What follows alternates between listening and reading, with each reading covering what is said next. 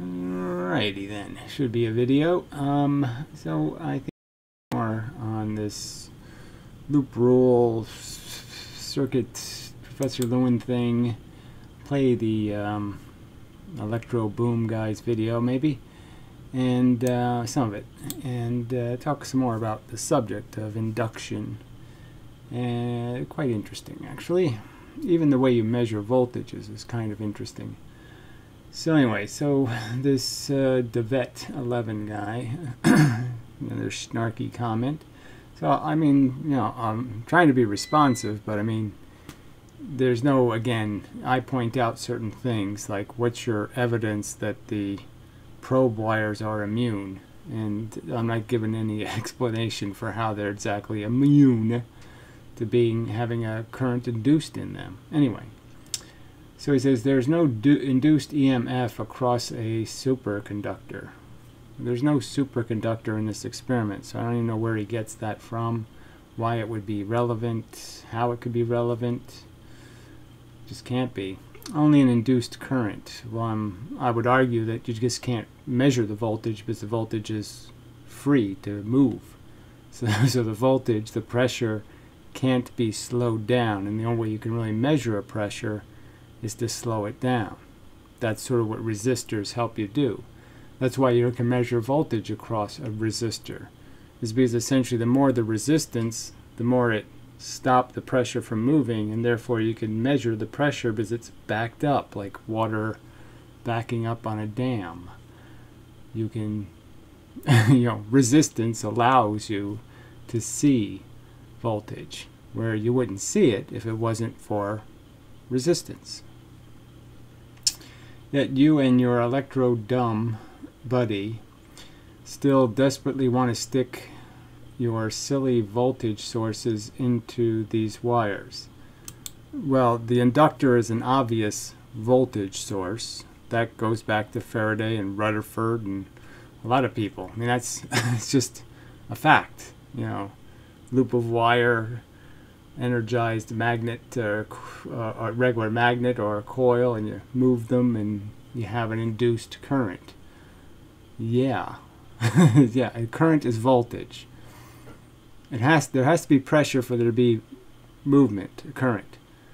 And like I said, yes, if you have a perfect wire, no resistance, you won't see the voltage, but the voltage is obviously there. The voltage is the pressure. Alright, desperately clinging to KLR. So I've emphasized already that this subject is not of interest because there's some battle between Faraday and KLR. This subject is interesting because it gets to the subject of what's actually happening when an inductor is imposed, or when magnetism is imposed moving onto a conductor. That's the interesting subject. The voltages in the loop with the resistors do not have to add up to zero. I would argue they always have to be conservative, in the sense that we know there's a maximum pressure being created, and we know it's essentially going to be distributed. It will reveal which way the current is moving, will be revealed by the voltage difference. And that's just another fundamental fact of physics that what you're pretending to, you're not aware of. So yeah, it sort of does have to equal zero. That's what Faraday law says. No, it doesn't say anything like that. It's a formula that kind of attempts to give you a generalization, a thing that works in describing how pressure moves through wires and what induces that pressure. It doesn't make statements like this. So, no, wrong again. The voltages in the sensing loops do not need to add up to zero, since they don't envelop the charging magnetic field. Well, who says they have to envelop it? Whatever that means. You can have a very large gap. You can just be in proximity. As paramagnetism demonstrates, what do you think eddy currents are? You know, there's There's no loop at all. There's just contact between paramagnetic material and a magnet, a moving magnet. So if you believe in eddy currents, which again I'm not, I'm not terribly interested in giving them that name. But anyway, all right. The voltages in the sensing loop do not need to add to zero since they do not envelop the changing magnetic field, and therefore there's no induced current. So he's saying the sensing loops don't envelop the changing magnetic field. So let's you know, and I'll play the electric boom video, and it clearly illustrates yes, they do. That's the problem. So here we are back to the diagram, and so this again, this argument is about people saying that there's two voltages measured by two different voltmeters sensing the exact same location. So it's almost like saying the tire pressure in your car could be -1 pounds per square inch or 100 pounds per square inch at the same time. It just makes no sense, and therefore there at least needs to be some sort of conversation to attempt to fix what on its face doesn't make any sense, because voltage is a kind of pressure. It's easily metaphored or analogized this pressure, and it's a sense when you're sensing the pressure, you're sensing an average. What is the average atom doing at that location is essentially what you're asking. And there's no way the average can be two numbers at the same time, especially two dramatically different numbers at the same time. It's just a ludicrous proposition.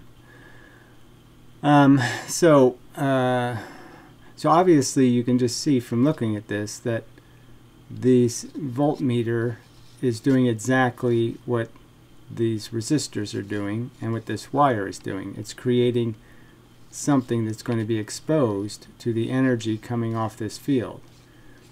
Now, the sensing wires don't have to be getting influenced as much, but they're clearly going to get influenced in exactly the same way. That is, if pressure is going to be moved in the by the right-hand rule from positive to negative in a direction, the same thing is going to happen inside the sensing wire, which is going to obviously throw the 9 volts over here and throw the 1 volt over here, you know, the -1 volt. If you just looked at the sensing wires by themselves, that's going to be the consequence. That's what they're going to sense, because this pressure is going to pressurize them the same way it's going to pressurize this circuit. So they're just merely going to mimic what's happening to the other wire. But the point is they're not sensing the location, they're sensing the influence of the field on the probe wire. The probe wire isn't measuring voltage, it's creating a voltage. I think clearly. Alright. Oops, what the hell happened there? That's kind of funny. Ha ha ha ha. Not funny, seriously funny, but just funny in a... What happened there? Anyway. Alright.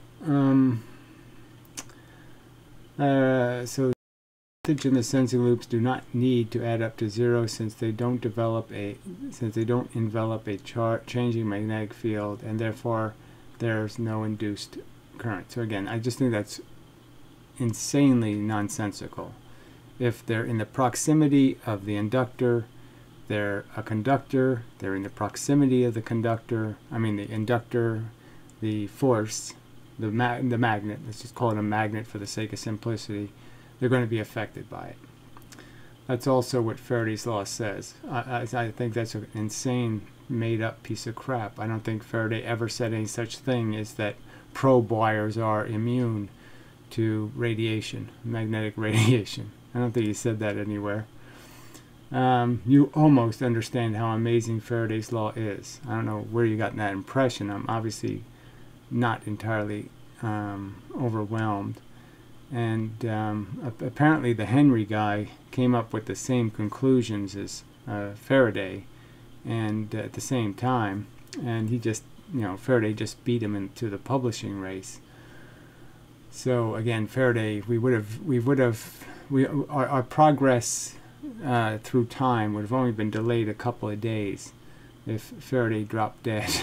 So anyway, it is truly astounding. Whatever. They understood this in the 1800s.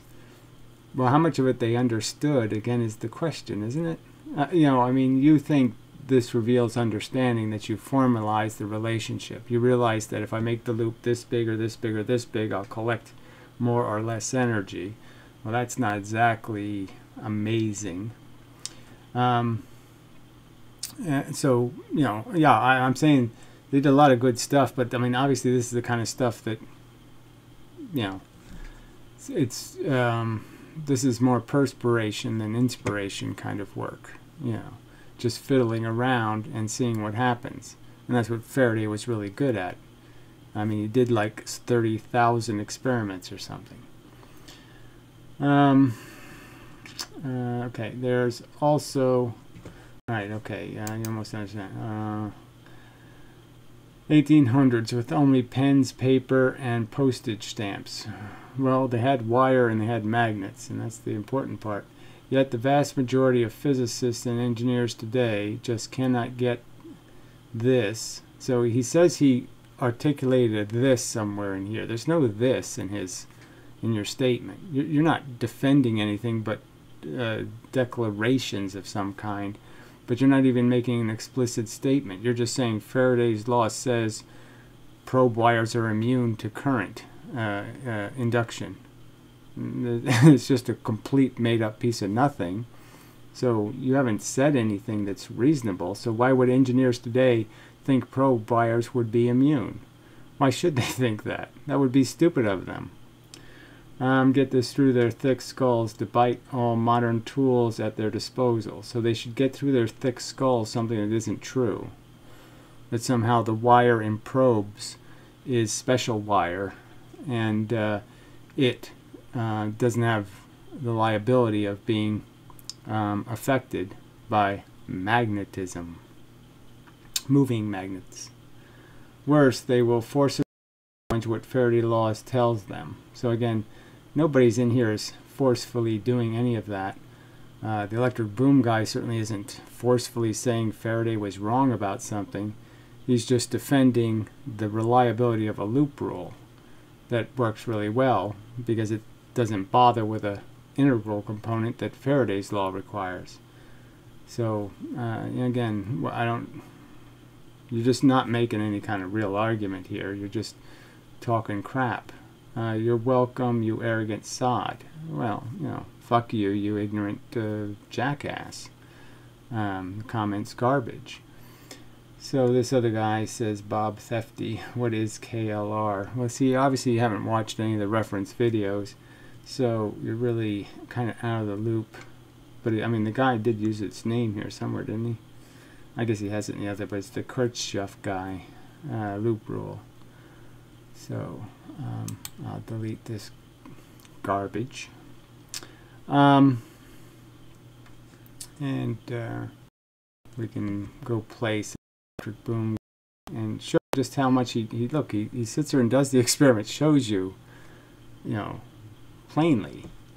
Watch the effect. Watch what happens when I move the wires. It's not that, there's not much to debate here. So in this case, he moved the resistors to create the loop below the resistors. Now, you could do it both ways. You could create a loop above the resistors and a loop below and put two inductors in or something. But, I'd obviously say the key point here is that the loop of wire above and below the resistors, the wire connecting the resistors, is the wire that is the inductor. And the resistors are essentially, you could take them out of the circuit and you'd understand that one wire is going to have a current going from right to left, and the other wire is going to have a current going from right to left, from left to right. So you just cut this, You just make the resistors much bigger by making a gap. And you could understand that, yes, of course, that piece of wire is going to have a current induced in it, a voltage, a pressure. So let's play some of this. Both R1 and R2 with minimal localized sensing loops. Here's the voltage across the 10K. Bam! See, it's around the same 25 millivolts. And the voltage across the 1K, the same 2.5 millivolts. So he's using 2.5 as the one, that would be the reciprocal of Professor Lewin's -1. So I don't know exactly why he's not getting a minus, but it doesn't really matter. And the other voltage is the 9, the 25 millivolts. So there's a total of 27, and he gets 2 and 25, or the two reciprocal. You can see the same proportions. 25 is to 2 as 9 is to 0.1, that kind of thing. 0.9 is to 0.1. And the voltage across both resistors, bam! See, it's actually higher than 25 millivolts. That's really the voltage across the loop. So essentially he's just measuring the total voltage the loop is collecting. Pretty close to 27.5. So you see that the voltage across both R1 and R2 is equal to the voltage across R1 plus the voltage across R2, which is the same voltage across the loop. This yes, but again, so he's using these twisted wires as in this illustration, and I don't think that was necessary, and I'm not sure if he's measuring polarity. So when he measures, he's just measuring a voltage, not a plus or a minus, because the 2 point whatever should be minus, even though it's actually a plus voltage. It's just that you're measuring it backwards. So he's not measuring polarity. This shows that the voltage across the loop is not zero, unlike what we thought, but is equal to VR1 plus VR2. The loop is the secondary of a transformer, with the primary being my coil. Right, so he's now redrawn the original experiment, kind of a sloppy version. But this will be what I illustrated in my previous video, is that the loop of wire is, as he points out, a secondary in a transformer. It's a very secondary, but that's what it is. But he's missing the point that both loops are doing it. So when he draws the one transformer, he's missing the point that there's a transformer on both ends. Dr. Levin's model misses a transformer in the loop, with the voltage across the winding equal to VR1 plus. So as I drew it, yeah, this one sort of has this drawing, still has some semblance of the what we're after. I don't know what that is. Just pretend it's not there.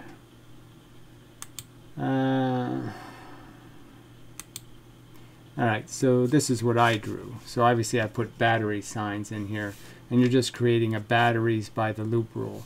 So this loop of wire will tend to go plus minus. Over here, 0 here. This one's going to end up 0 at this end, and the highest pressure this end. So the pressure is going to move this way in this wire, it's going to move this way in this loop, and they're essentially two, as he made a secondary and a transformer, it's the same idea as using the idea of a battery. But that's essentially what's happening, but it's happening in both of these wires, not just one of them. The resistors are essentially brakes, always. Unless the resistance is very low, it's a break in the wire in the sense that it allows you to test the circuit, because it's preventing the voltage from moving as fast as it would. And so it's piling up. So you can measure it because it's piling up.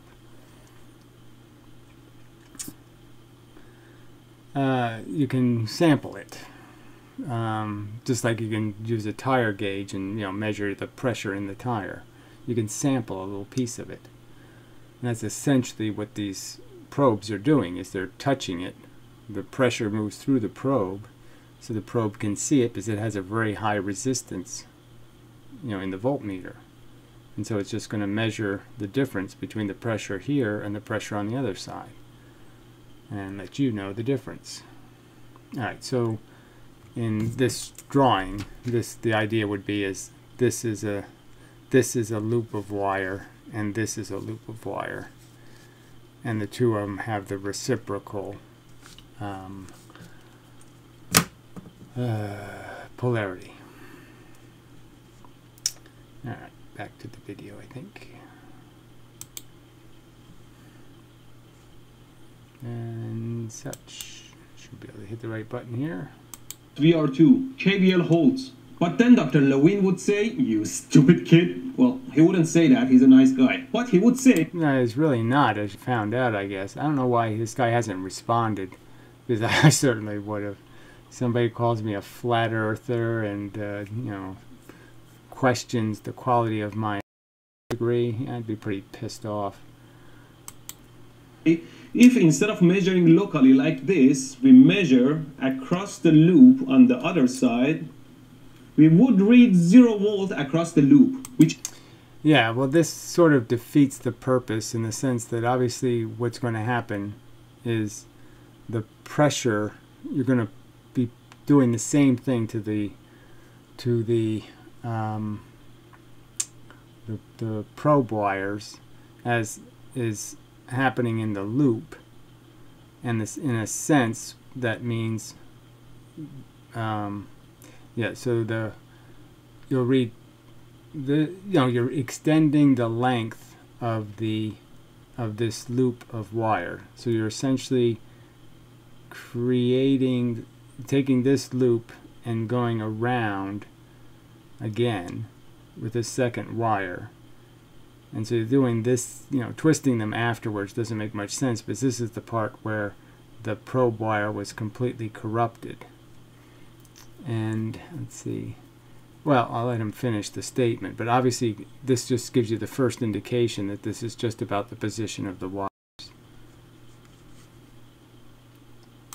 Is correct. So which one is right? Well, let me show you an extreme case. Let's assume our resistors are infinite or open, and so there is no current running through. There you go. That's what I did in my last video too, just to point it out. We know the loop of wire, the wire is what's collecting the force. The loop. Now if we measure the voltage across this tiny gap on this side, we see a voltage pulse. Here's the loop with no resistors measuring right across the gap, and we have a voltage pulse. And when we move the sense wires around like this, we see 0 jump. And here I have the same loop with the sense lines running right on top of the loop. Right, so the sense wires are just extending the wire back and just undoing everything it did in terms of pushing the voltage this way. It's the halfway point, and it just pushes it back, so you end up with the 0 compared to 0. So it ends up comparing two loops that are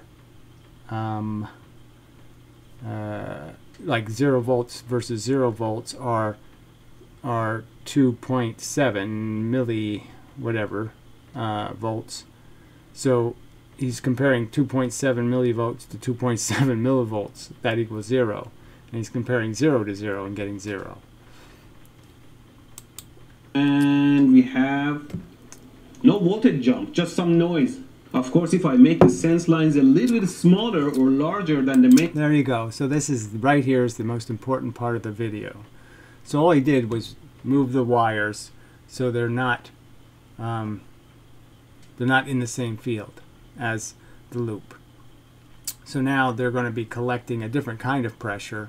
So now it's going to be you know, the 2.7 millivolts plus, and then it's going to be, now the wire's only going to do half of that, so it's still going to leave 1.2 left in the wire or something. And the same thing with the zeros. The 0 isn't going to be 0 compared to 0, it's going to be 0 compared to 1.5. So no matter, so any way he moves those wires will completely change what the voltage will be. In loop, I'll have voltage jumps. There you see them. You know, all he has to do is turn the wires into a different position, and he gets a different voltage. So if in fact we have a voltage V across this gap, for reference say 0 volt here and plus V on this side, why do we read 0 volt across the sense lines? Let's take halfway through the loop. If the voltage here is plus V, the voltage... See, I would argue that that's the better way to look at it is retaining the original experiment is just to take the resistors out. That means put a gap on both sides and just recognize that both of these loops are going to polarize in exactly the opposite direction. Voltage here would be half a V. So we have half a V across this half of the loop and another half a V across the other half. There is no current running through the sense lines, so I would argue that the way he cut it in half is kind of arbitrary, because now he's saying, okay, this way it goes plus to 0 here. So you'd say, okay, this is 9, like say if it was 10 volts and 0 volts. This would be 10 volts at this end, and we would be at 5 volts here. So we would have half of the original voltage, and then we would be adding another half, or subtracting another half, any way you look at it. I guess what I would say is you'd have to first start with the assumption that the halfway point is half of V. So V divided by 2 is correct. It's half the voltage. So, all right. So yeah, I'm just arguing that it would be better if he did it without the whole loop, just because that would look more like the original experiment. And the idea is that there's really just one continuous voltage. So the original plus, and the one you see all the way over to the right, that plus and minus is the one that matters. And there isn't like two different circuits. There's just one in that loop. So in the one he's trying to say this is the same as the one cut in half, and I'm just saying sort of cheating the argument by not making a gap there. I guess that's all I'm saying. You should have gapped it and then make this plus minus argument, because that's the loop rule. That's the right hand rule. Minus to plus, minus to plus. It doesn't matter that they're going to the scope. Both the sense lines and the loop have the same shape and are in the same field, so they behave the same. Which means we have half a V on this sense line and another half a V on the other sense line. So if the voltage of the... So as he wrote a little extra there, induced by the inductor. So it's all the induced current. It doesn't have anything to do with the current in any of this, the wire it's sensing. It just has to do with what's happening to the probe wires themselves, which I think he should have done that experiment. Just take the probe wires and make a loop with the probe wires and, you know, demonstrate that they're collecting voltage. Loop on this terminal is V. It is reduced on the sense line by half a V here, and on the zero terminal it is increased by half a V here. So you see that the voltage difference between the sense lines is 0 at this point, and the scope shows 0. So the entire... Right, so it goes, because it's...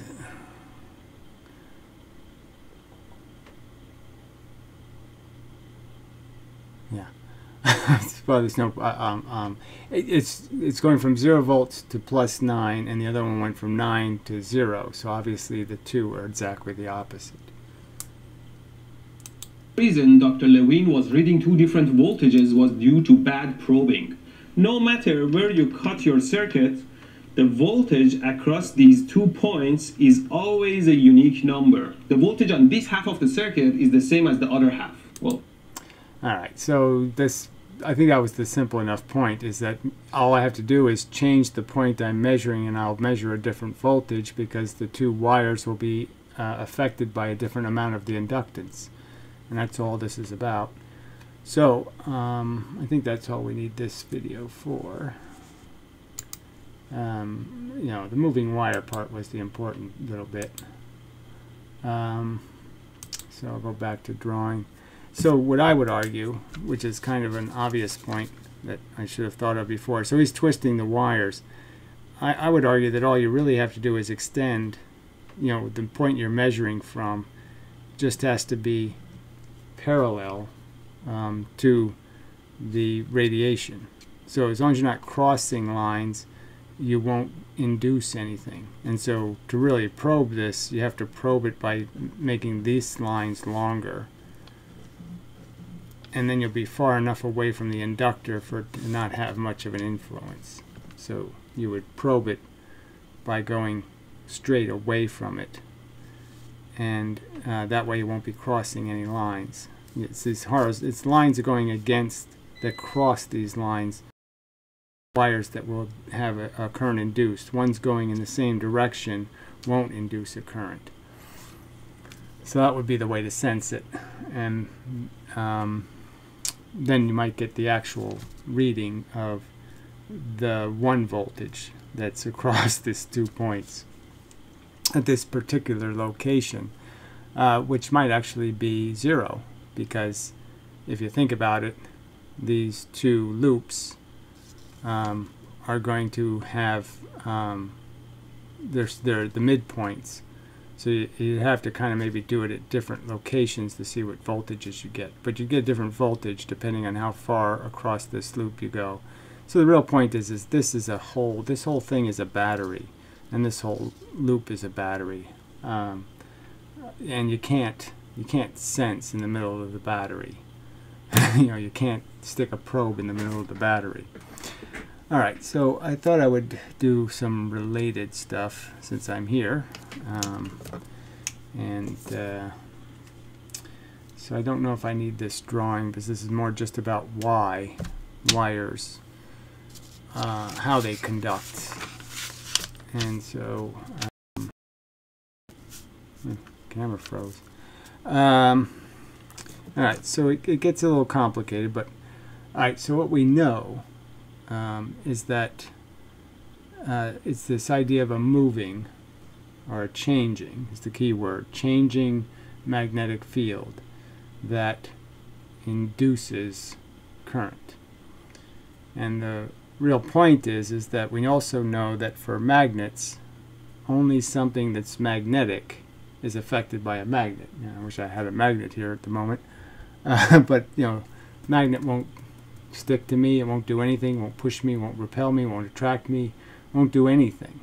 And it won't to this pen, it won't do a lot of things. It's just completely irrelevant that it's creating a force. That's because the force is exactly as much as the gravitational force. It hasn't added any force. So you have to understand a magnet doesn't emit more radiation. So when you think of a magnet, what it's really doing, okay, is just changing the percentage of radiation of a specific kind. So the difference between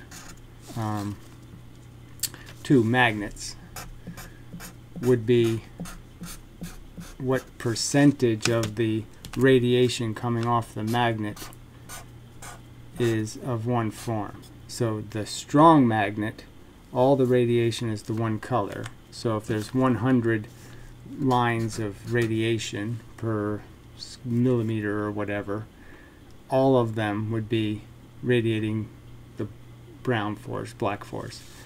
And in a weaker magnet, it would be, you know, 50 and 50 or something. And in a and that's the real difference. Well, that would be a non-magnet, 50-50. Okay, so it has to be something like 51-49 or some other percentage to be any kind of magnet. So that's the first thing to understand, is it's not making more energy, it's changing the color. No, that's it. It's not changing the amount, it's changing the property of the radiation, the type. Yeah, that's the right word, type. So when a magnet moves towards me, it's like any other gravitational body. If I'm not sensitive to the segregation of force, that is, if I don't have any part of my structure that can react to the force. that's charged. If I don't have elements that are positive and negative, and they're all random, then I can't sense the magnet. But if mine are unrandomized, and I do have a red and a brown side, then those will arrange to the magnet, or those, will just point to it if it's a monopole. And so I'll be affected by it. So what happens when you move a magnet now, so this is why the movement part matters. So movement just means a change, but we'll just use movement for the sake of the illustration. So you're moving a magnet towards something. The idea is now you're making more force, in a sense, right? The density of the force will now change, because as you're moving, you're going to you can't make the force itself go faster. It just goes the speed of light, but you're emitting it from progressively closer and closer locations, and so you're increasing the amount of pressure. So that means the normal amount of pressure leaves the substance capable of you push in and it responds by just reflecting. So it has time to reflect, so to speak. So everything that hits it pops back out rather immediately. So there's no, and in the same form as what came in. But when you move, then you actually start polarizing the atoms and making them into magnets. So while there's a moving charge, then the pressure is maintained, and now the surface itself becomes reflective, and it's polarized. That is, these are atoms that would have been neutral. So how do I draw a neutral? Well, the idea is to understand there's the small atom, okay, which is going to be electron, it's going to be electron heavy, and then there's the big atom, the electrons in the big orbit, and that's going to be the proton heavy, and that's the one in between, that's the normal, and this one is the one that doesn't have any capacity to react to color. So only these two forms of atoms are going to reflect force. This form of atom will just transmit it like gravity. It'll just kind of go through it and come out the other side. So these two reflect, and this one transmits. So yeah, I didn't do a perfect job of that, but I think you can understand. Movement creates the extra pressure that turns it into a magnet, and it's only going to be a magnet as long as you're moving in or away. That's what's polarizing it. So that compresses atoms and expands atoms, but as soon as you stop moving, the atom goes back to its normal size. So as soon as you just leave it in a position, then it's just regular amounts of, like I said, the amount of energy coming off the magnet then is back to the gravitational amount. So when you're in a stopped state, you're not moving, all that this can produce is essentially a gravitational constant amount of force. But when you're moving it, it's creating more than a gravitational constant worth of force. Or in some respects, you could think of it as less than that constant. Because of the motion, you could argue that you are absorbing force going this way, and so there's less force going to be emitted by the magnet, and so any change in its proportions, 60-40 or 70-30, is going to be even stronger because of the fact that you're consumed some of that energy in moving the magnet. So it could work either way, theoretically. But the point is you're changing the amount of pressure in the sense that you're going to now take an atom that transmits the force and convert into an atom that can't transmit. So if you give it a little extra force, you compress it.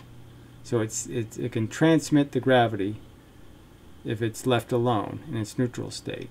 But if you compress it, the gravity bounces off. Is essentially part of the argument here. The one kind of it does. The electron force will bounce off, or the proton force. Yeah.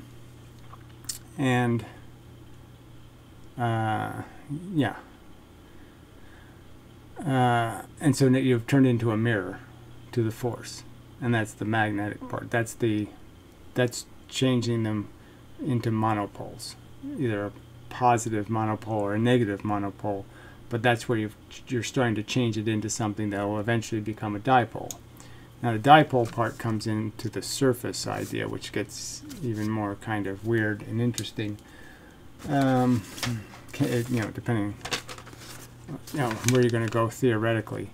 So I've sort of tried to illustrate this before, and I'll try to illustrate it now. Alright, so say this is the surface of a conductor. I guess I can draw it this way. So kind of a cross-sectional view of kinds. And I don't know if I need this, but I'll put it in a dotted line form. Alright, yeah, that probably won't help me at all, just get in the way. So the thing to understand is, I'm sort of arguing that you can kind of understand that, let's see how to draw it so I don't get into trouble.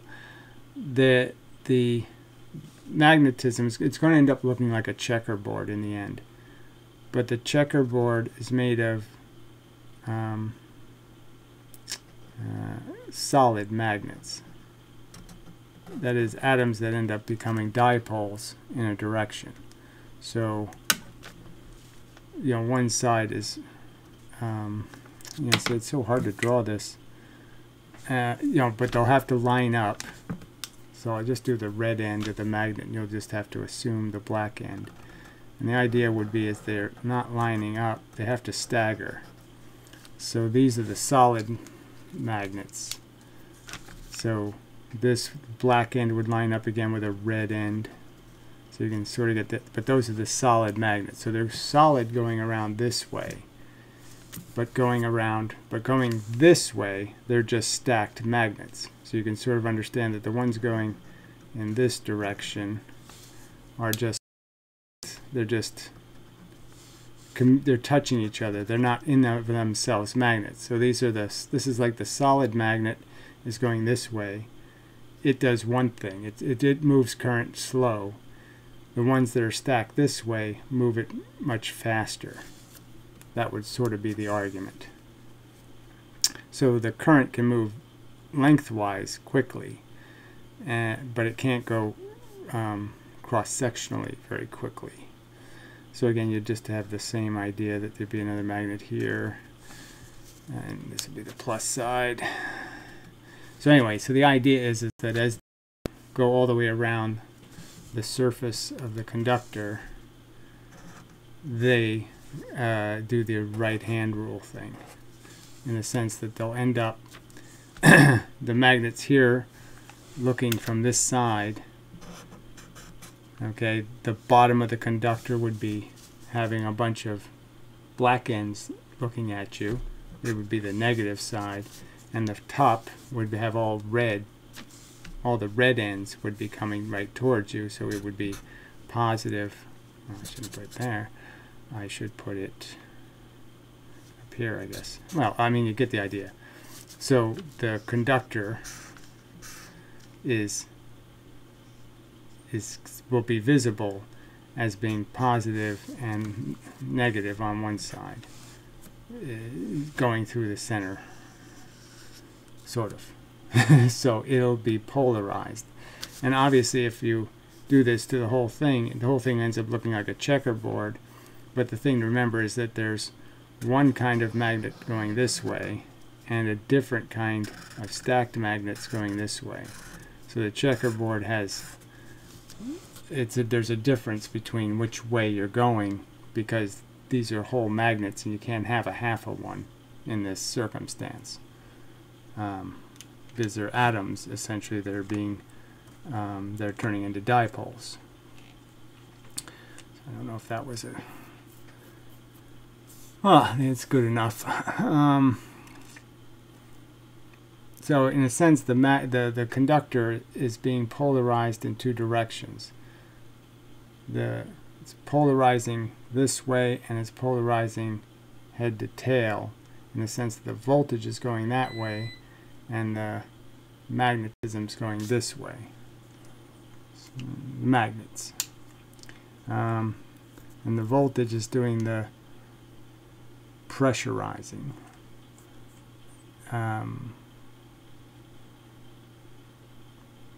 Yes, it's turning the material into a magnetic material. So now it's going to reflect. If it gets hit by force, it's reflecting it, creating more force, repulsion. So that's paramagnetism, essentially. And that's what conductors are. All right, let's see if there's anything else. It would be interesting to see the difference between, say, a steel wire, an iron wire, and a copper wire in terms of performance in different experiments. So maybe someday I'll get around to doing that. So is there anything I wanted to say? So the real key thing to understand is the conductor is non-magnetic. When the magnet first, if you're slowly move in, you're not going to change it into a magnet. You're not moving you're not increasing the force enough to pressurize the atoms, and if you don't pressurize them, they don't become dipoles. They don't become positive or negative depending on what force you're pushing on them. They don't do this size change. They just stay this size. So if you move in slowly, it just stays regular atoms and the force just goes through it like gravity. And it's only when you add speed that you start pressurizing the atoms. That is, you're hitting them with enough force quickly enough that they can't rebound. So they have to stay compressed. And as long as they stay compressed, they're mirrors. So while the atom is compressed, it's a mirror. As soon as it's uncompressed, it's no longer a mirror. Or if it's expanded. So it's just about compression and expansion and the neutral. So in the neutral state, you can move a magnet in slowly and you won't change the neutral state. But if you move the magnet quickly, you compress it or you expand it, depending on whether you're just poking the red end in or the black end in. If it's the black end, you've expanded a red end, you've expanded the atom and made it proton strong. If you black end it, you've compressed the atom, flattened it, and now it's going to reflect the black force and produce paramagnetic response, which is essentially to create a mirror for the force, and therefore you can magnify how much force there is as long as those atoms stay compressed, which requires you to keep moving the magnet one way or the other. All right. You're either compressing it or decompressing it. You're either accelerating or decelerating, essentially, but there's no such thing as velocity. That's sort of the rule. It's like a thing where you can accelerate it or decelerate it, but it can never just keep moving. You have to always hit it with something to put it in a condition where it's a magnet. So it's only a magnet while it's accelerating or decelerating. So it's not about moving charges that creates magnetism. It's about accelerating or decelerating, in a sense. The atom the electron has to be pushing in, or it has to be flying out. It has to be doing one of those two things to be either creating creating a polarized atom. This will have to go through step by step someday. But anyway, I think it's getting pretty complete as an explanation, I think. So anyway, till the next time and such. I don't think there's where's my list? Some words here. Where did my words here? My words. That drawing. See if there's anything I need to say. So yeah, the key thing is it's not magnetic until you provide the extra energy created by movement. Let's see, beyond speed of transmission. Yeah, that's about all you need to know. Okay, so till the next time and such.